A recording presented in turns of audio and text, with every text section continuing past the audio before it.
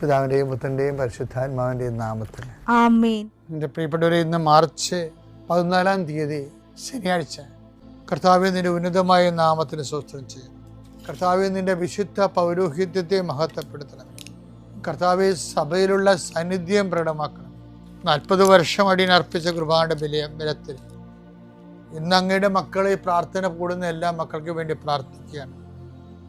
കർത്താവെ, മനസ്സ് വേദനിക്കുന്ന എല്ലാ വിഷയങ്ങളും, അവരുടെ മനസ്സ് വേദനിപ്പിക്കുന്ന എല്ലാ വ്യക്തികളും ഇപ്പോഴും ഈശോയുടെ നാമം നിർവീര്യമാകട്ടെ.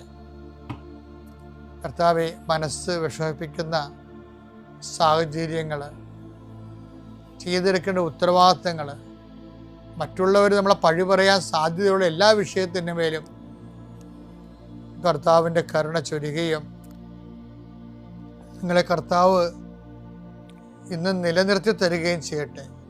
നിങ്ങൾ പോകുന്ന വഴികൾ, കണ്ടുമുട്ടുന്ന വ്യക്തികൾ, ചെയ്യുന്ന കാര്യങ്ങൾ, യാത്ര ചെയ്യുന്ന വാഹനങ്ങൾ, ഒപ്പിടുന്ന പേപ്പറുകൾ, കൈമാറുന്ന രേഖകൾ, കഴിക്കുന്ന മരുന്ന് എല്ലാം മാതാവിൻ്റെ മധ്യസ്ഥതയിൽ യേശുനാമത്തിൽ അനുഗ്രഹിക്കപ്പെടുകയും നീ ദൈവത്തെ അനുഭവിക്കാൻ ഇന്ന് നിന്നെ സഹായിക്കുകയും ചെയ്യട്ടെ. നിത്യം പിതാവും പുത്രനും പരിശുദ്ധാത്മാവും നീക്കുവാണ്.